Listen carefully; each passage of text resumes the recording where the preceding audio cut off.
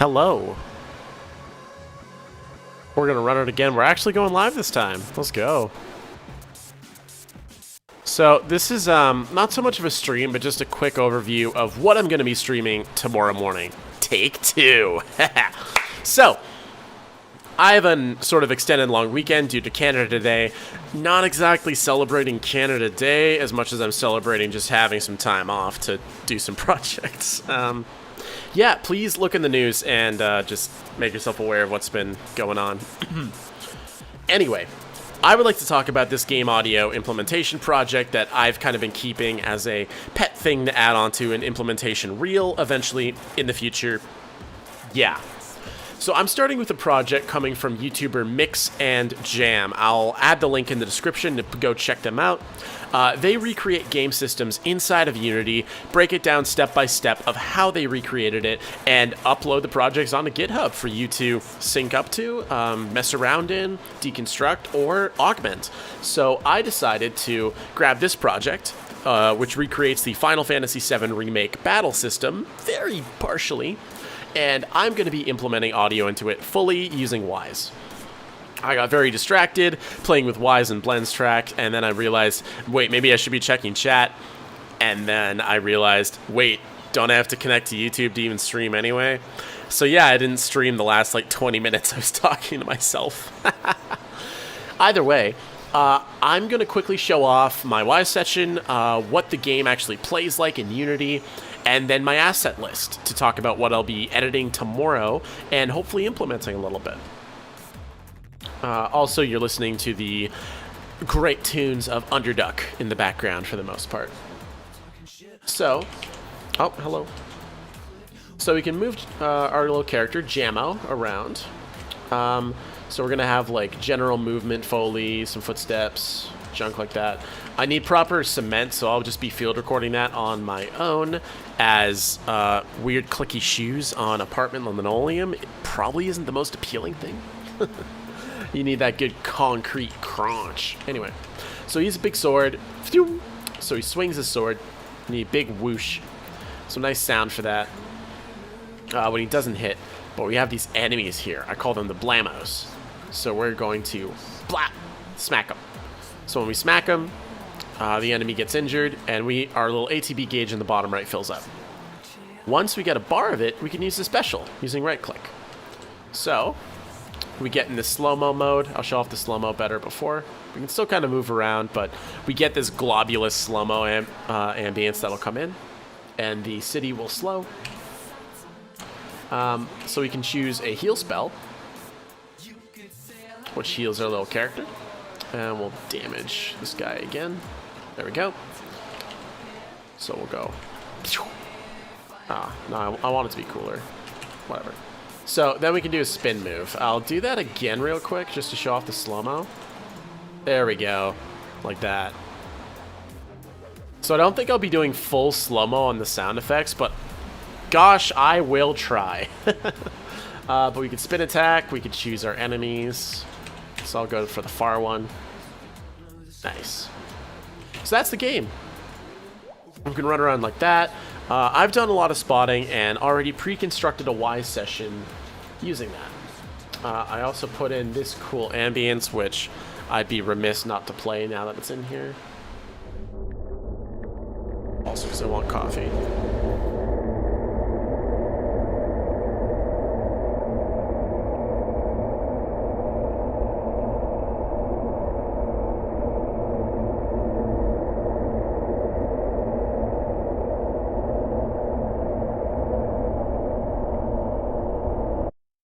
Spooky, scary skeletons. So that's just some test audio I was trying to get in the blend track. But yeah, so I'll quickly step through the Wwise session a little faster this time. I took a lot of this structure from the Mihoyo team working on Genshin Impact. They have a really great stream on Audio Kinetic where they break down the project for Genshin Impact, and they opened their Wwise session, and I really liked how they structured it. So I wanted to take that and build an imaginary game as if this project were to be the actual Wwise session in Final Fantasy VII Remake. Something really cool that I appreciated and working in larger game development teams, really enjoying with this setup, is that there's so many of these individual work units that can break off into the different categories of, for the most part, sound effects. This is great because if you're working with a source control tool like Perforce or you're working with GitHub, these individual work units are counted as separate entities when resynced to the depot. So what you do by breaking the project down like this is you allow a lot of designers to be able to get in and contribute work without stomping out each other's work when they submit. So I built this session imagining that I am one of a team of like, let's say like 15 people. It's a massive game or whatever. That is an extraordinarily large sound team, but still. Imagining there's a lot of people who are going to touch this, maybe like freelancers that you're passing stuff off to. This is a good, safe way of doing it so that no one's work gets crushed in the sink. So I started up here with ambience. A lot of this is going to be sound effects focused, as I am kind of a sound effects artist a lot of the time. As cool as it would be to try to one-up Nobuo Uematsu, I don't feel like it. So, like, I'm also not that good of a composer, let's be real. So, mostly on sound effects focus. I started with the ambience here, just like the Genshin team did, because I find ambience is really good on being able to really suck a player into the world and make it sound like a real place, like something you could step outside and hear. There's really it's an underappreciated art, but there was a nice bit of appreciation, I believe, on, I can't remember if it's Marshall McGee. Probably. Marshall McGee's channel where he talks about Horizon Zero Dawn, interviews some of the team at Guerrilla Games, and the kind of nice thing to hear is that a lot of players really enjoyed the ambience in that game. Like, consciously, were like, hey, this sounds really nice. I like it. I'm gonna, like, some players turn down the music so you can just take in all of that environmental detail. And so I say it's worth its own work unit, not just being slabbed under sound effects somewhere. From here, there's a separate work unit for the environment. If we look at the game, I'm treating this kind of as a back alley in Midgar somewhere. So I'm going to be setting it up like that. So it's just city. We have our day and night time. This is more imaginary because as far as I'm aware, I could probably program a parameter in the Unity project to just increment that number and loop it. But I don't really feel like going that hard, at least for now. Stretch goal, maybe? So, this is just an imaginary thing, but setting it up as if it could be in the real game. So just changing night and day in your city loop, that just loops. It's like a minute to 90-second long file. And then your specs. So these fire off randomly in different directions, so they've got to be specs that can come from anywhere, as opposed to like, oh, what if there's a car? It's like, okay, well, why is the car in the wall, kind of thing. It's kind of like, you know, weird, like cans falling over, or a cat or a dog, or some specks of like far off city stuff, very far off sirens kind of thing, like things that can travel a long distance, but you won't be looking for a point source right away. Stuff that sounds nebulous. There's that, daytime, nighttime. Choose which one you're working with to play randomly, and then blend between which ones you're doing. Then for our big sound effects folder, this breaks off in a lot of areas too. Sound effects for the enemy. So this, for this project, is just going to be them taking damage. And did I separate them in VO? No, I did separate voice and VO for enemy. So we won't be putting in enemy efforts or damage sounds as part of sound effects. That'll just be voiceover. Sound effects to the player. This is all your Foley. I just now noticed I commented everything too. I have my cheat sheet available on the screen, and yet I still improvise. Yeah, so sound effects to the player. This is going to be your Foley. This is going to be your Foley. Sound effects for the special attacks. This is going to be either the heal spell or the cool spin attack with your sword. I'll just be designing sound effects in sequence of what kind of plays for that and tying it to the animation. But I put specials on the same one because you might want to control the like the special attack more and get some granularity when mixing to like control that all the special attacks sound at the right level. So structuring it like that made sense. Sound effects for the weapon. I called this the Juster Sword. It's not the Buster Sword, it's Jammo's Buster Sword, so it's the Juster Sword. And what was my cool note? Sound effects specifics to weapons, whooshes, impacts, animation specific movement. Exactly what it says on the tin. So I'm going to be designing like whooshes and stuff tomorrow, probably the impacts to complete the sword sound and how to implement that in the project.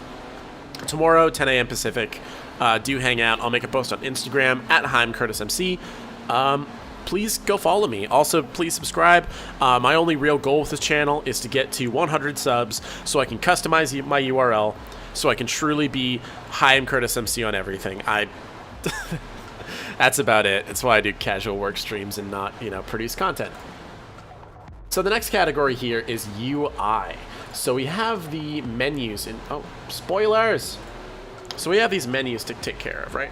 So if we play the game, we need to figure out our UI clicky clacks. So pling.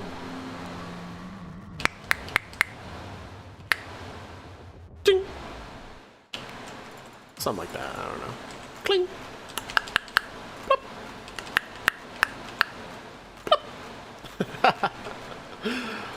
Plop. So yeah, something like that.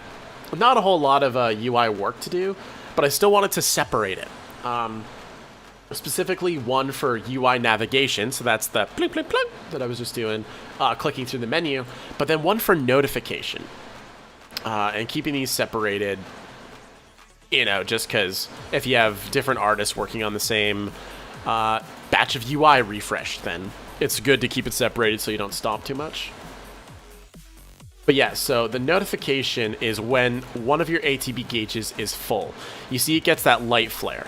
So we can tie hey, you have a bar of ATB now, to when that light bar, or like the flare on that bar appears. Continuing through, we're in the VO now. This is going to be sound voices. Did I mention sound voices before? Probably when I was recording the first time. So this is just our VO, mostly just combat efforts. So we're going to have our enemies, when they get hit, they're like, that sort of thing. So it's just combat callouts and pain. The combat callouts are going to be very rare. Speaking of Genshin Impact, and a game I play a lot, you hear the same enemy callouts all the time, and it's a little awkward. They even stack a la Xenoblade 2, like vanilla Xenoblade 2, so that's always funny. So we have callouts like just like enemies breathing or something to fill the space and make it sound like they're believable beings that you're fighting. The blammo pain is the that sort of thing. And then your VO player. So your combat callouts and effort attacks versus player general. Maybe like every long time there's a chance that Jammo will say like, come on, let's get going. Like something like that. Just something in the place of, well, what if the player doesn't do anything? What do we do then? Because games are cool like that. You gotta guess what players are doing, and then they still come up with stuff.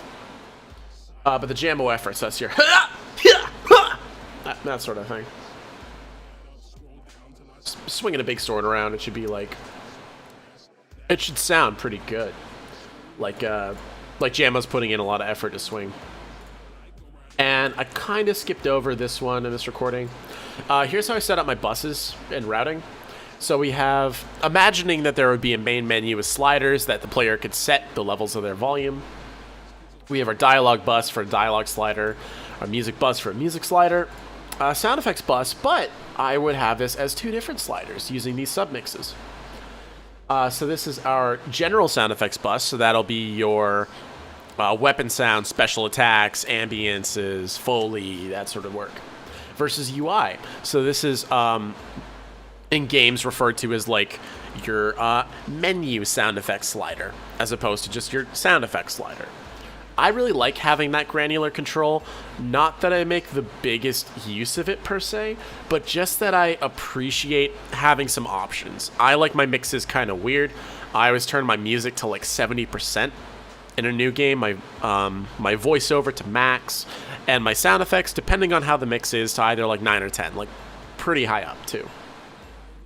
But having the menu control is nice. Sometimes you're just in the mood that you don't want to hear UI. Sometimes there's just a certain kind of player that doesn't really want a lot of sound effects, but they need to hear when they're navigating in the menu. It's just a nice option to have, but with this structure, we're not overwhelming the player and being like, yeah, man, just remix the game for us. Like, we didn't do our job, so you have to now. Anyway, that's not what I wanted. This is what I wanted. So final thing is the asset list. I'm going to be highlighting what I kind of came up with here and why I'm labeling it like this. So we have a work unit path of where everything lives, just communication if you're, again, in a team. We have our asset IDs, or at least anticipated. So these all follow the same naming convention, more or less. You can always change it to, suit something specific. If it's like amp, city, and like, I'm not gonna lie to you, like the rest of Final Fantasy VII Remake is still gonna come out. So it's like, all right, say we, like when we return to Midgar, it's like city return. Like you can always like inject other stuff to be more specific. But again, just templating. So we have like our attack effort, our healing vocal, etc., etc. And with that, we have our descriptions of what this is going to be.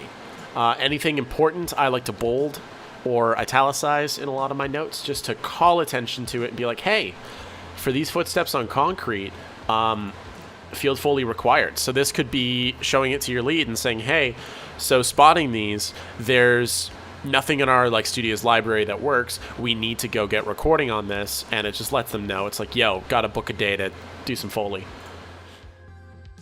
Jammo foley gack for the movement. Collision wall. So something that I think I even missed, just stepping through there with sound effects, is what do you do when you hit a wall? You know, it's like blah. That needs something. Is the player going to do it? I mean, you'd hope not, because the idea is to show off a combat system, but they could. So why not just put in like a little boop, boop. Plays once, boop, leaves you alone. Or if you hit the wall. I mean, it should still whoosh. If you want to do like a cool Ocarina of Time and like fake walls and stuff, this is the thing. You know what? Stretch goal. Stretch goal for sword on wall. So the next thing is variants. How many files, realistically? Ideally, these would be like, oh yeah, each one is like 10 variants, and then the specs, there's like 30 of them. And it's like, that's really cool.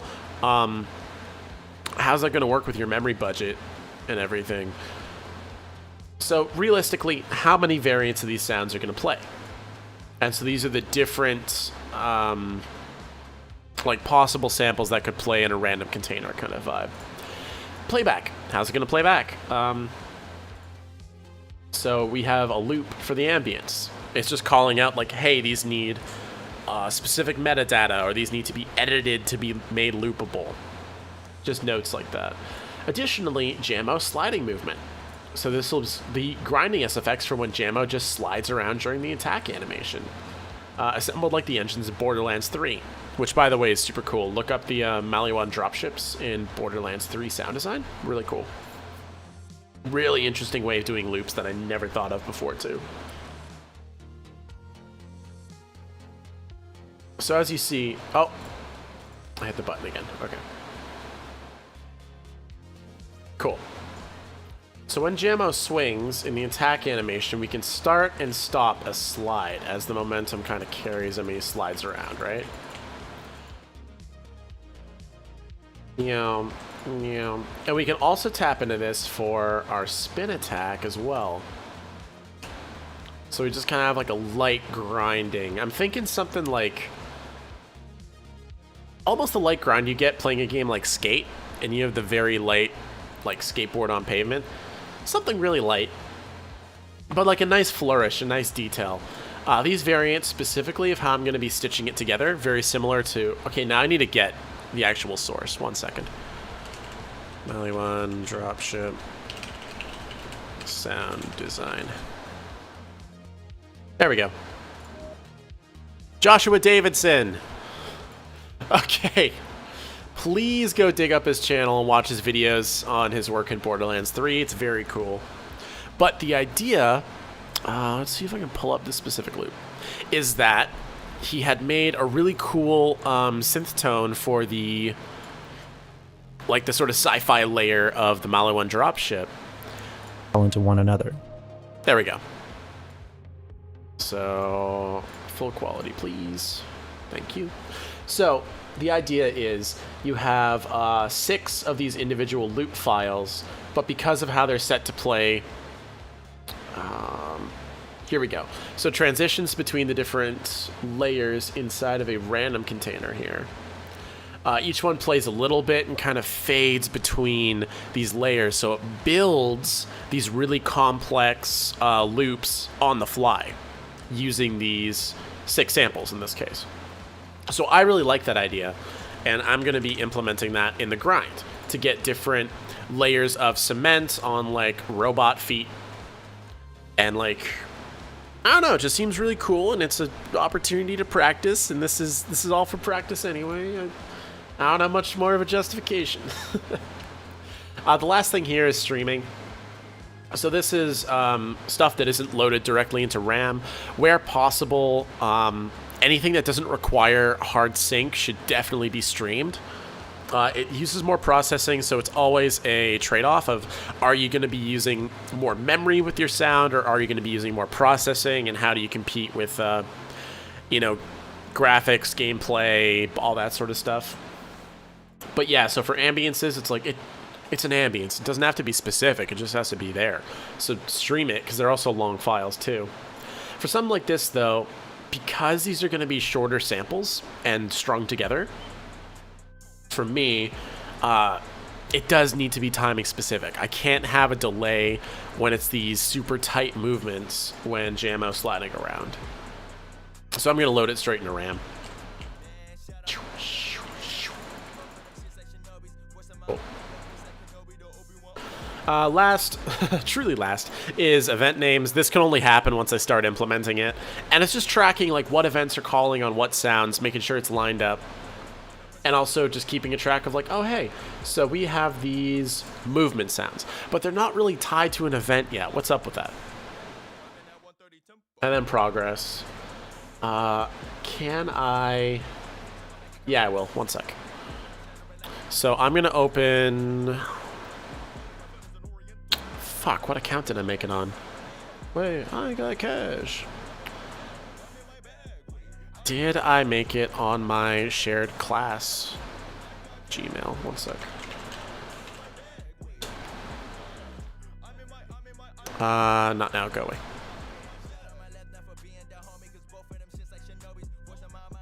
By the way, you're currently listening to Contrast. Con is in the Wrath of Khan. Cool, so in a game project I worked on at VFS, this was my asset list. Now, I went fucking crazy. I made a drop-down menu with color-coded statuses when it got into game, when we needed to get it in game. Like, check this out. 3. Boom! Crazy. Conditional formatting. We tracked everything. We had... Like all games, but especially student games, a lot of cut files. So, you know. But yeah, I had all these different states. Something I also accounted for was saying... Did I actually? I did, yes. So, because one of the artists I was working with was, like, Spanish native speaker, I also incorporated that Spanish phrases would also trigger the same stuff. So, hang on, what, can I break up my conditional formatting? I'm nerding out about nonsense at this point. Yeah, so that's kind of the project. I'm going to be working on it 10 a.m. Pacific. This is going to be the editing on the sword primarily, just because I want to make some cool whooshes after seeing Charles Deenen set up on making whooshes, which, by the way, one second. I should shout those out because the videos are slightly incomprehensible. They're meant to go with an article where he talks about how he designs whooshes real fast, but allow me to shows you. Let us nerd together before I log off for the day. So these are a bunch of just sound effects layers. Sorry. So we got wind. We got a box slide. We got explosions. We got some sci-fi shit. We got some like creatures being super pissed off. Videos. Here we go. So that's that. So just a bunch of layers with a whole bunch of good source for Doppler or whooshes. So whooshes and whooshes. Here we go. So then this is 2012. I would really recommend using something like a GRM Tools Doppler. I have Waves Doppler for compatibility with past sessions, but I do recommend better Dopplers out there. They do exist. Whoosh is phenomenal as well. I've heard incredible things from my peers that have used it. This stuff is really cool. It's used everywhere in Alexandre Barbosa's, like if you can find him, Alexandre. He had an amazing redesign of League of Legends when I went to school with him, and he used Whoosh a fuck ton, and it sounds amazing. Point being, some plugins to show that all these running through an aux, getting Dopplered. These are the layers that start like sounding like.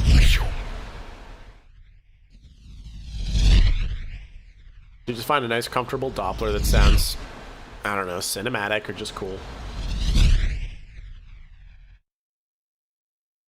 Then the next one. So this is sick. So they're all running through this bus one here, right? And that has the Doppler that has the cool effects on it.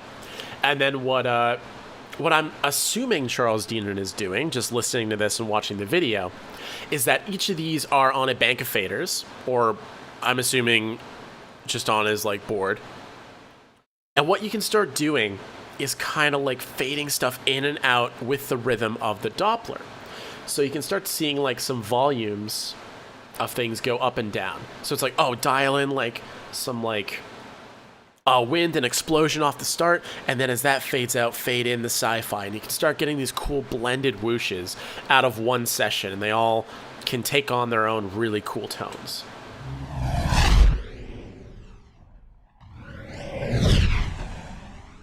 Right here.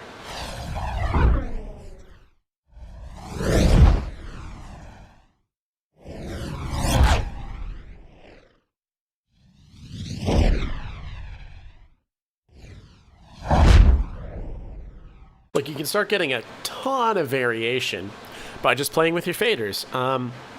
This is the moment where I say, I don't have faders, but automation is also your friend, and also with you. Anyway, thanks so much for watching through this video, or just seeing that I had uploaded and done a quote-unquote stream. Not really a stream. I'm not gonna lie, it's been hard to find motivation to work outside of work, and it's making me feel really bad. Because it's like you look and you see so many creative people who have gone nuts over the pandemic and come up with some really cool stuff. And I'm out here like, in fairness, if I just back out and get out of my head, it's like, okay, I've worked on really cool stuff. I've made really good designs. I've been able to like provide and live for myself, like provide for myself and just get by every day. I still do feel like my creative output should be much higher, because I know it can be, it has been under periods of extreme stress, but still. So yeah, I figured I'd just fire up OBS, at minimum just show off the project that I'm going to be working on, and set a time tomorrow, which I definitely wanted to do. Today was a maybe, and it's kind of an errand day. Had a big heat wave, and I have to clean my place from all the weird MacGyver on a budget measures I had to put in place to keep the apartment kind of cool. But yeah, I'd love to be doing a lot more, and it's tough that I'm trying to drag out the motivation. So something I wanted to try is like, all right, if you just get going and stream for a minute, you can stop, but like, just stream for a minute. Just do a quick video walking through, and it's like, I've been talking at the camera for half an hour. So I guess that's something. Yeah, personal bits aside, tomorrow at 10 a.m., thank you so much for watching. I hope to see you there. Please say hi in chat, and if you have any questions about my work, what I do, my experience, or just audio in general, come talk to me, nerd at me. I love being able to just talk about this stuff. It's nice. Anyway, I'm going to leave you here with a cool song. What song is it going to be? I don't know. Oh! Okay, here we go. So this is a, I guess, preview of a project that I just finished the mix on the first album for, and so work on the second one is going to start pretty soon. I'm probably going to plug it. Heads up, it's really experimental, and my own art. It's not meant to be like, you know, this is my composition work, or this is my whatever. It's like, it's just what I did for fun with my best friend. This song is called Tungsten by DJ Sarah McLaughlin. I'll leave you with that. Have yourself a fantastic day. Enjoy your day off if you're Canadian. Otherwise, just have a good one. See ya.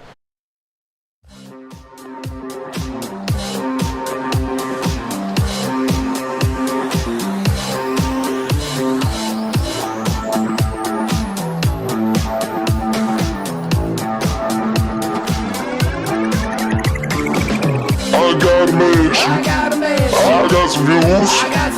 I step on snakes with my Louis Vuitton shoes. I walk a mile in them. I sharp as shit. While lit up like a tungsten filament. I eat exclusively bullhead hot dogs. I'm fucking your bitch, yeah, also your mom. I got this iPhone named it the Spawn Shot. Cause of all of the bitches that I got unlocked. I met them wearing fishnet Daisy Dukes and crop tops. They're like getting high and nothing was lit on it. Smoke a flower every hour. But in the sun, if the rain comes, the hose I get to shower. Pull up to the studio, you know I come packing. Bring the Glock in, the booth pro, I'm double checking. Fuck, sorry, I really didn't mean to do that. Please, you just come back to the chorus. I got some mansions, I got some views. I step on snakes with my Louis Vuitton shoes. I walk out with them, I stole my shit. One bit I'm like a tungsten filament. I'm got a fountain in my courtyard. I've been betrayed, but I'm better than my scars. When I fuck bitches, I can hide fit the tip. Cause I'm lit up like a tungsten filament.